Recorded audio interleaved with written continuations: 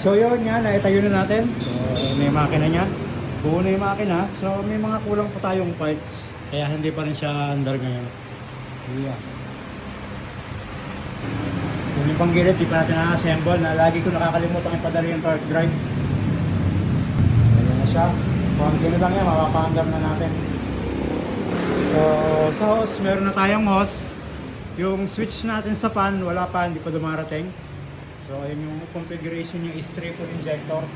Ayan. So kulang pa rin tayo dyan ng pyesa. Nakakabit na yung ating ECU. Ayan. Sa pipe natin, clamp type JBT. Ayan, sa ating magneto, Soco. And 4S1M na bypass. Yung CRP yung ating engine cover. Yeah. Sa pump, talagang daw nagpapalit ng pump. Stock na talaga ginagamit ko. Kahit sa sniper, stock na gamit ko doon. Stock pump is the best for all season. Yeah. So down drop tayo. 40mm JBT. So nakikipit na natin yung mags. Sa mags natin RCB, tapos JBT sa ating suspension.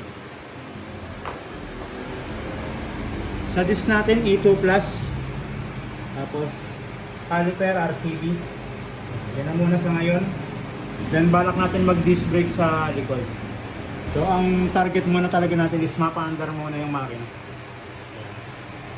So kukumpletuhin lang natin to, then pa-under na rin kagad natin. So hanggang dito na lang muna yung video ng ating Aerox. Ayan, mga nasa 70% na to.